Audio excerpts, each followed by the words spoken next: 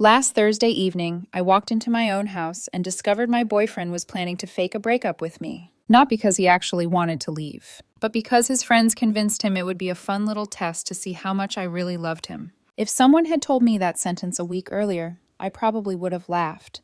Daniel Brooks wasn't the type of man who played games. Or at least that's what I had believed for the 3 years we'd been together. My name is Olivia Carter. I'm 32 years old, and until last Thursday, I thought I understood the man I shared a life with. Apparently, I didn't. That evening, I came home early from work, something that almost never happened. My job usually kept me late, buried in spreadsheets and conference calls, but a last-minute cancellation had freed up my schedule. The house was unusually quiet when I stepped inside. No music, no television, but faint voices drifted from the living room. At first, I assumed Daniel had friends over, but as I moved further down the hallway, I realized something different. He was on speakerphone, and the voices I heard belonged to the 3 men he talked to constantly, his closest friends since college. The same 3 who had been giving him relationship advice for months. Advice I had never quite trusted. I stopped just before the corner of the hallway.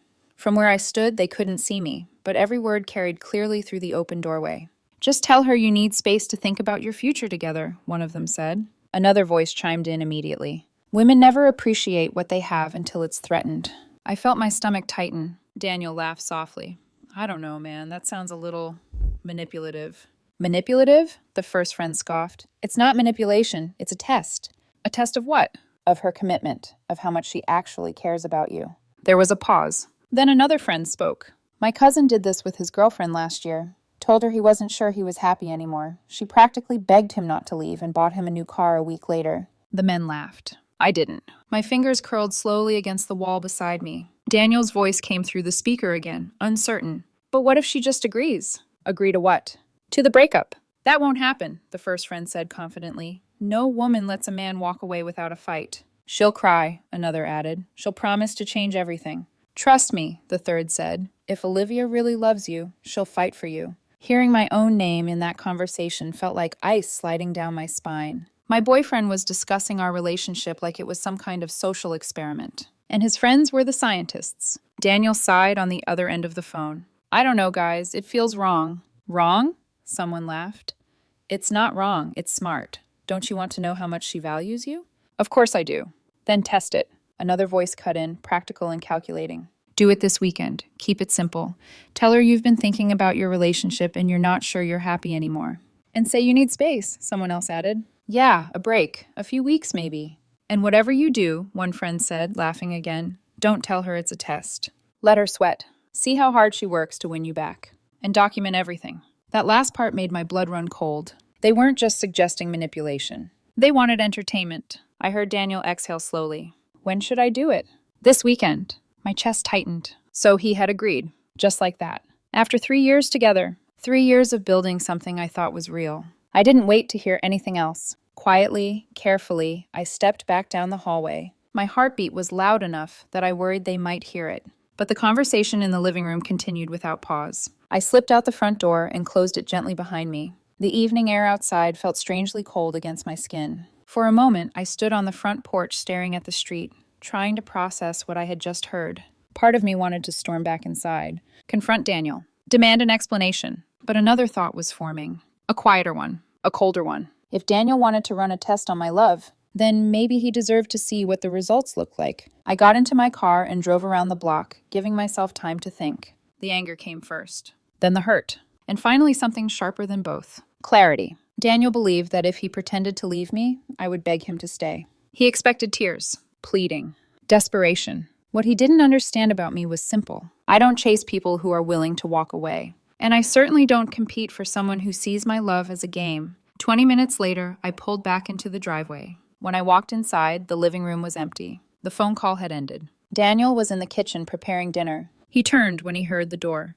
"Oh, hey," he said casually. "You're home early." He stepped forward and kissed my cheek. The gesture felt familiar, warm, normal. Except now I knew it wasn't.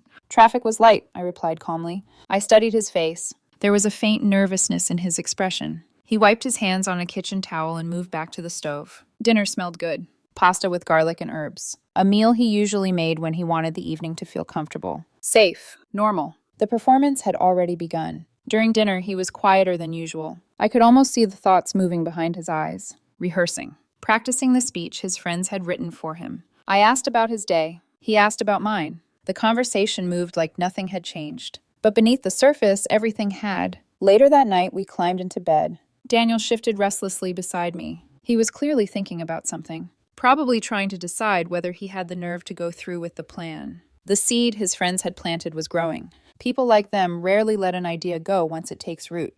They push, they encourage, they escalate, until someone does something stupid enough to entertain them. What those friends didn't understand about me was something Daniel should have known by now. I don't play games with people I love, and I don't tolerate people who try to play games with me. If Daniel wanted to test whether I would fight for our relationship, he was about to learn something important. I don't fight for relationships with people who aren't sure they want to be in them. I don't beg. I don't chase. And I certainly don't perform for anyone's amusement. Saturday morning arrived, and with it, Daniel's performance. Saturday morning arrived with that quiet, ordinary kind of sunlight that makes everything feel deceptively normal. The kind of morning where nothing should go wrong. I was in the garage organizing a drawer full of tools when Daniel appeared in the doorway. He stood there for a moment before speaking, like someone about to deliver lines in a play. His shoulders were tense, his jaw tight. The performance was about to begin. "We need to talk," he said. The words came out in that serious, rehearsed tone people use when they're about to drop life-changing news. I wiped my hands on a rag and turned toward him. "Sure," I said calmly. "What's on your mind?" He took a deep breath. Too deep. Exactly the way someone breathes when they're reciting something they practiced in their head. "I've been doing a lot of thinking lately about us." There it was. The opening line I had already heard 2 nights earlier through the hallway wall. I kept my face neutral. "Okay," I said. Daniel shifted his weight from one foot to the other. "I'm not sure I'm happy anymore." Inside my chest, something tightened. Not because the words hurt, but because I knew they weren't real. They were borrowed, handed to him by 3 men who thought relationships were entertainment. I nodded slowly, like someone absorbing difficult information. "I see." He seemed momentarily thrown off. That wasn't the reaction he had expected. "I just feel like we've fallen into a routine," he continued. "And I don't know if this is what I want for the rest of my life." Another line. Another sentence I had heard word for word during that phone call. I set the wrench down on the workbench. "What exactly are you saying?" Daniel hesitated. Then he pushed forward. "I think I need some space." "Space," I repeated. "Yeah." I folded my arms lightly. "What kind of space?" He blinked. That question clearly hadn't been part of the script. Maybe we should take a break." "A break," I said thoughtfully. "Spend some time apart so I can think clearly." The irony of that sentence almost made me laugh. Think clearly. As if this entire conversation wasn't the result of someone else's thinking. "How long were you imagining this break lasting?" I asked. Daniel's eyebrows pulled together slightly. "Maybe a few weeks." "A few weeks," I repeated. "Maybe a month." "A month?" I nodded slowly, processing the information like someone hearing it for the first time. "That sounds reasonable." Daniel's eyes widened slightly. "You think so?" "You said you need space," I replied. "If that's what you need, then that's what you need." His mouth opened slightly. This was not the reaction his friends had predicted. "Aren't you upset?" he asked. "I'm surprised," I admitted. "But I'm not going to force someone to stay in a relationship if they're not happy." The color drained subtly from his face. "But don't you want to talk about it?" he said quickly. "Try to fix things?" "Fix what?" I asked gently. "You just told me you're not sure you're happy, and you need space." He stared at me. His brain was clearly scrambling. This was supposed to be the moment where I panicked. Where I begged, where I promised to change everything about myself to keep him. Instead, I picked up the wrench again and set it carefully back into its slot. "So," I said, "when do you want to start?" "Start what?" "The break." Daniel blinked. "You mean right now?" "Well," I said with a small shrug, "the sooner we start, the sooner you'll have your answer." I walked past him toward the house. Behind me, I could hear his footsteps as he followed. "Wait," he said, "you're just okay with this?" "I'm not okay with you being unhappy," I replied. "But if you need space to figure out what you want, I respect that." We stepped inside. I went straight to the hallway closet and pulled out a small overnight bag. Daniel stood there watching me, like someone witnessing reality malfunction. "What are you doing?" he asked. "I'm moving some things into the guest room." "The guest room?"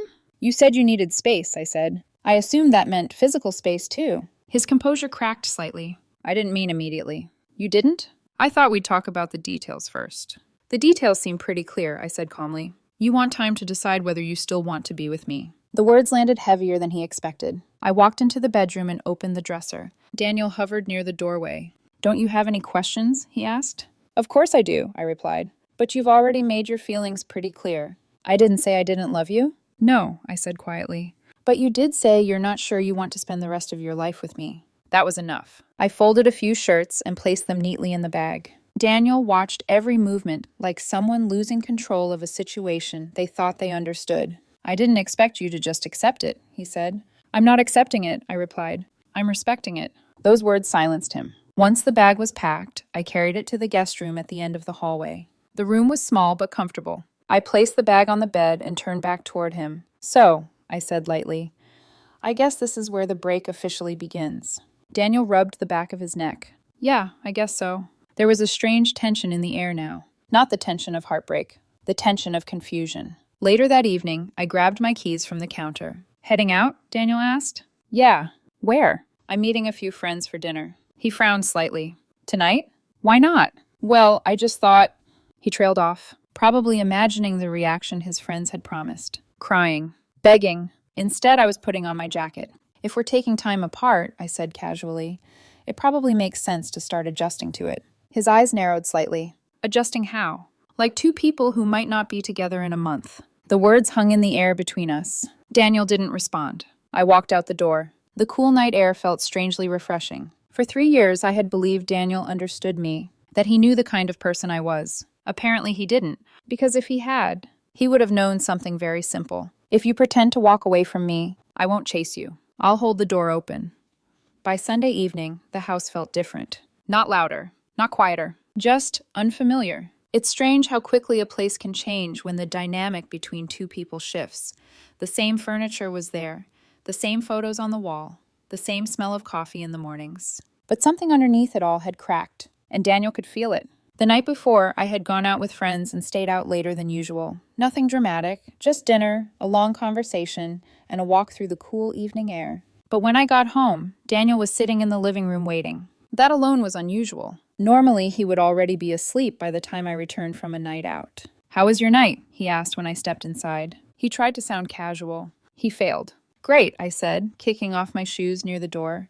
I forgot how nice it is to go out without worrying about getting home early. His eyebrows pulled together. "What do you mean by that?" I shrugged lightly. "Well, we're on a break, right?" He blinked. "So technically, I don't have to check in with anyone or worry about making someone else happy." The sentence landed harder than I intended, but I didn't take it back. Daniel leaned back against the couch slowly. "That's not really what I meant." "No?" "No." "Well," I said calmly, "it seemed like the logical interpretation." Silence stretched across the room. For a moment, he looked like he wanted to argue. But he couldn't, because everything I had said came directly from his own words. I went to the kitchen and poured a glass of water. Behind me, I could feel his eyes following every movement, like he was studying someone he no longer recognized. Monday morning came with a quiet tension that hung over breakfast. Daniel was already in the kitchen when I walked in. He looked like he hadn't slept much. Dark circles under his eyes. Coffee already half gone. "I've been thinking about what I said on Saturday," he began cautiously. I opened the fridge and grabbed the milk.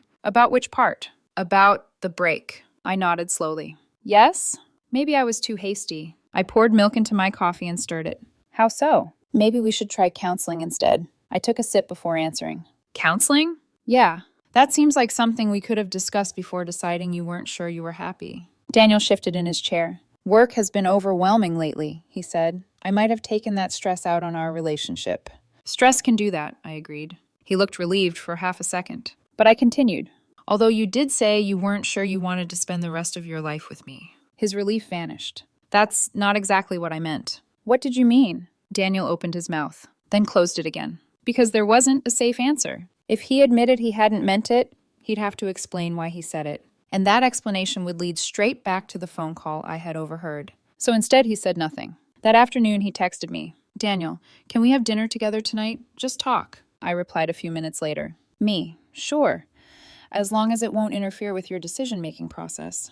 The 3 dots appeared almost immediately, then disappeared, then appeared again. Finally, his reply came through. "Daniel, very funny." Dinner that night felt like a negotiation between 2 people who were trying not to admit they were negotiating. Daniel suggested small changes. Maybe we just need more quality time. Maybe we should start doing weekly date nights again. Maybe a weekend trip somewhere. I listened quietly, then asked the question that stopped every one of those ideas cold. What's different now? He frowned. What do you mean? Why didn't those solutions matter before you decided you weren't happy? Daniel looked down at his plate, because there wasn't an answer. Not one that didn't expose the truth. By Wednesday, the tension had shifted again. Now Daniel seemed desperate. He was trying different explanations, different angles, different ways to walk back his own words without admitting they had been fake. That evening, he tried another approach. Maybe we've just been too busy lately, he said, while leaning against the kitchen counter. With work and everything. Okay, I said. But you still said you weren't sure you wanted to spend your life with me. That was metaphorical. Metaphorical? Yes. In what way? Daniel rubbed his temples. I just meant I needed space to think. About whether you wanted to stay in this relationship.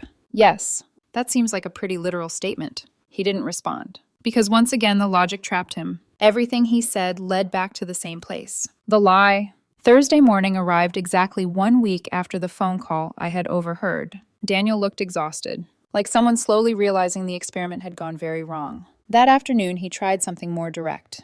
I made a mistake, he said suddenly. We were sitting at the kitchen table. I don't want this break anymore. I folded the newspaper slowly. You don't? No. He leaned forward. I want us to go back to normal. I studied his face. The anxiety, the fear, the confusion. Daniel Brooks was experiencing something he hadn't expected when he started this little test.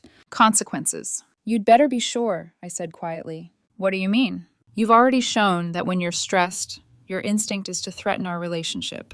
His jaw tightened. I didn't threaten it. You said you weren't sure you wanted to be with me. That's not the same thing. It felt the same. Daniel stared at me, then finally said what had been building all week.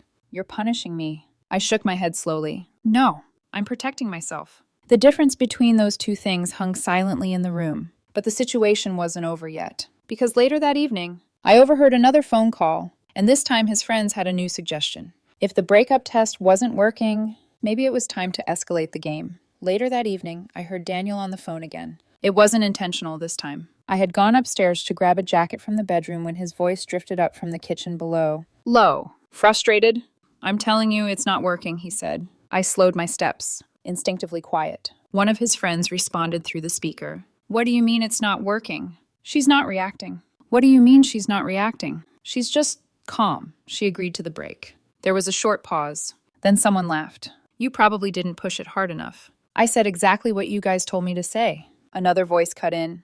Then escalate. Escalate how? Tell her you're thinking about divorce. My hand froze on the stair railing. So that was their solution. Turn the game into something bigger, something heavier, something more dangerous. That's too far, Daniel said. No, it's not, the first friend replied. That's how you get a reaction. Yeah, another voice added. Right now she thinks it's temporary. If she believes you might actually leave, she'll panic. Women always panic when divorce gets mentioned. Trust me, the third friend said confidently. That'll make her fight for you. I stood there silently in the hallway above the kitchen, listening, waiting. Daniel sighed. I don't know. Come on, man, someone pushed. You already started this. You can't back out now. There was a long pause, long enough that I wondered if Daniel would finally realize how ridiculous this entire situation had become. Then he spoke. Fine. One word. That was all it took. Fine. I closed my eyes for a moment, not because I was surprised, but because hearing him agree to escalate it somehow hurt more than the original idea. He could have stopped, at any point, but he didn't. I went back to the bedroom quietly and sat on the edge of the bed. For the first time all week, a small crack appeared in the calm mask I had been wearing. 3 years. 3 years of trust. And now the man I loved was taking relationship advice from people who treated commitment like a social experiment. But if Daniel wanted to keep playing this game, I was ready. Because unlike him, I knew the entire script. And I knew exactly where it would break. The next evening, he made his move. We were sitting in the living room. I was reading. He was pretending to scroll through his phone. Neither of us had said much for the past hour. Finally, Daniel put the phone down. Olivia. I looked up. Yes? He swallowed. I've been doing more thinking about everything. Okay. His fingers tapped nervously against his knee. I'm starting to think maybe this break should be permanent. There it was. The escalation. The line his friends had insisted would finally break me. Permanent? I asked calmly. Yeah. He watched my face carefully, like a scientist observing a reaction. I mean, maybe we should consider ending the relationship completely. I nodded slowly. A breakup. Yeah. Daniel's eyes locked on mine. Waiting. Expecting. The moment where I would finally crack. Instead, I leaned back against the couch. Maybe you're right. He blinked. What? Maybe we aren't compatible long term. The sentence landed in the room like a dropped glass. Daniel stared at me. You think so? Well, I said gently, if you're unsure whether you want to spend your life with me, that usually means something important. That's not exactly what I meant. You just said the break should be permanent. His mouth opened, then closed again. Because once again, his own words had trapped him. I just meant, he started, but the explanation wouldn't come. Because every version of it led back to the same problem. The lie. I picked up my book again. The conversation seemed finished. But Daniel didn't move. He sat there staring at me like someone watching their plan collapse in slow motion. You're really okay with this? He asked quietly. No, I said honestly. I'm not okay with it. His shoulders relaxed slightly. Hope. Then I finished the sentence. But I accept it. The hope disappeared instantly. The silence that followed stretched for several long seconds. Then Daniel stood up abruptly and walked into the kitchen. I could hear cabinets opening, closing. His frustration was obvious now. Because the one thing his friends had promised him, the emotional meltdown, the tears, the desperate pleas, never came. Instead, he was the one unraveling. Later that night, long after he had gone to bed, I sat alone in the living room thinking. Not about revenge, not about punishment, just about truth, about how fragile trust really is, about how easily people gamble with something they don't fully understand. Daniel believed this week had been a test of my love. In reality, it had become a test of his character. And soon, that test was going to end. Exactly 1 week after Daniel's original break conversation, the tension inside the house finally snapped. It happened on a quiet Friday morning. I was sitting at the kitchen table eating breakfast, reading the news on my tablet like I did most mornings.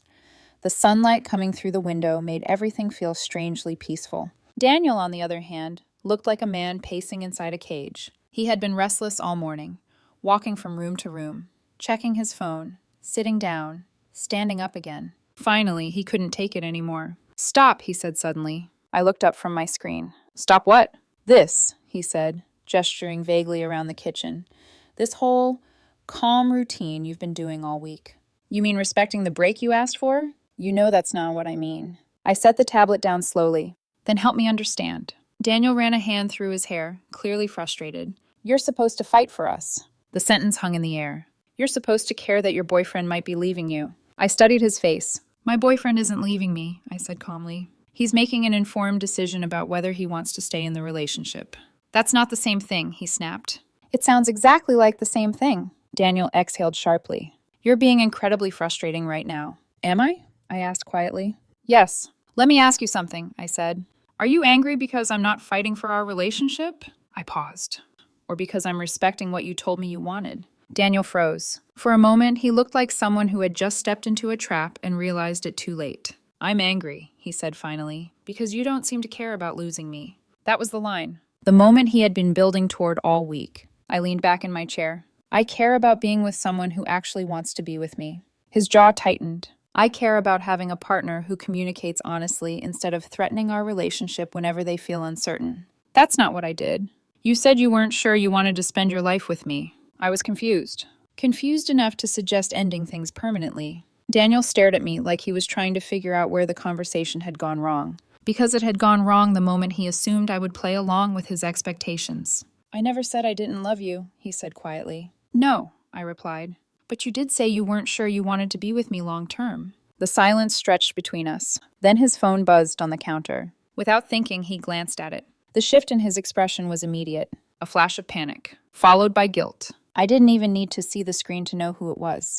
Your friend's checking in? I asked casually. Daniel's head snapped toward me. What? To see how the test is going. The color drained from his face. What test? I folded my hands on the table. The one where you fake a breakup with me to see how hard I'll fight to keep you. Daniel didn't move. For several seconds, he just stood there staring at me, completely frozen. How? He whispered. How do you know that? Because I heard everything. His eyes widened. Last Thursday, I continued calmly, when you were in the living room on speakerphone, the kitchen suddenly felt much smaller. I heard the coaching, the suggestions, the plan to document my reaction. Daniel staggered backwards slightly like someone had been pushed. You heard that? Yes. Everything? Every word. The shock on his face would have been almost funny if the situation hadn't been so sad. For an entire week, he had believed he was running the experiment. In reality, he had been the one under observation. I was wondering how long it would take you to tell the truth, I said quietly. Daniel ran both hands through his hair. Olivia, I didn't mean. You didn't mean what? I interrupted gently. You didn't mean to manipulate me? You didn't mean to turn our relationship into a game? That's not what it was, he said quickly. Then what was it? They said it would help me understand how you really felt about me. I let out a small breath. And how do I really feel about you? Daniel opened his mouth, but no words came out, because the truth was obvious. I feel like I've spent the last week living with someone who thought it was acceptable to run a psychological experiment on the person they claimed to love. His eyes dropped to the floor. I'm sorry, he said quietly. Are you? Yes, because instead of admitting the truth when things started going wrong, I leaned forward slightly. You doubled down. You escalated it. You let your friends convince you to threaten our entire relationship just to see how I would react. Daniel's shoulders sagged. I know, he said softly. And now you know something too, I continued. What? That I don't chase people who are willing to walk away from me. The words landed harder than anything else I had said all week. Daniel sat down slowly across from me. For the first time since this entire situation started, he looked genuinely afraid. For a long moment, neither of us spoke. Daniel sat across from me at the kitchen table, staring down at his hands, like someone trying to figure out how everything had gone so wrong. The confidence he'd had a week ago was completely gone. I didn't think it would turn into this, he said finally. Into what? I asked. Into something this serious. I studied his face carefully. That's the problem, Daniel, I said quietly. You didn't think about it being serious. His jaw tightened slightly. You treated our relationship like a game. It wasn't a game, he insisted weakly. You and 3 of your friends sat on a phone call and designed a plan to manipulate my emotions. I held his gaze. That's a game. He had no answer. The silence stretched again. Then Daniel asked the question he'd probably been afraid to ask all morning. Are you leaving? The irony of it almost made me smile. For a week, he had expected me to beg him not to leave. Now he was the one worried about losing me. I don't know, I said honestly. His head lifted immediately. You don't know? No. That was the truth. Because something fundamental had changed between us. Trust doesn't shatter all at once. It cracks. Quietly. Then suddenly you realize the entire foundation has shifted. I loved you, I said calmly. Daniel's expression flickered. Loved? I still care about you, I clarified. But love requires trust. And right now, I'm not sure how much of that is left. I can fix this, he said quickly. Can you? Yes. How? He hesitated. Because apologies alone weren't going to repair what had happened. I'll cut them off, he said suddenly. Your friends. They're the ones who convinced me to do this. I shook my head slightly. They suggested it. You chose to do it.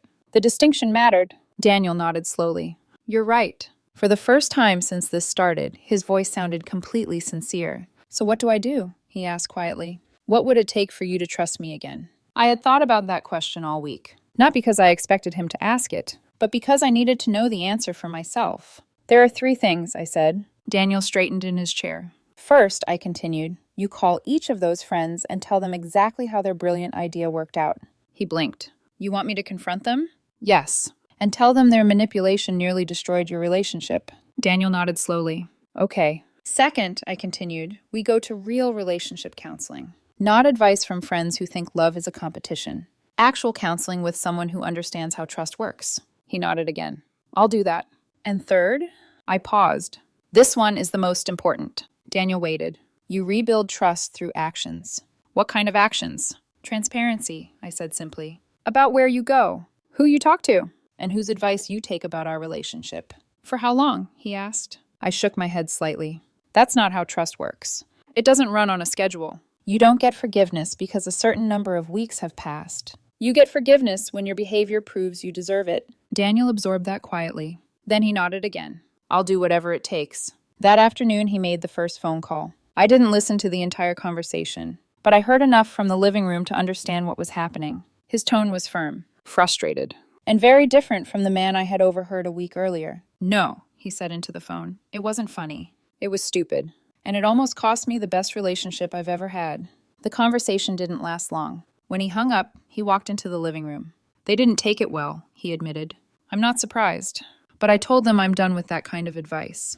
And if they can't respect that, then we're done being friends. Over the next few days, he followed through on everything we discussed. He scheduled a counseling appointment. He blocked the group chat where the entire plan had started. And he stopped talking to the 3 men who had helped create the mess. 2 weeks later, one of them tried to reach out again. Daniel showed me the text message. What do you think I should do? He asked. I looked at the screen, then back at him. What do you think you should do? He didn't hesitate. Block them. And he did. 6 months later, our relationship looked very different. Not perfect, but stronger, because something important had changed. Daniel had learned that love isn't proven through emotional traps. It isn't measured by how desperately someone chases you when you pretend to leave. Real love is built on honesty, on communication, on respect. And sometimes, the best way to protect a relationship isn't to fight for it. It's to refuse to participate in the games that threaten it. The test ended.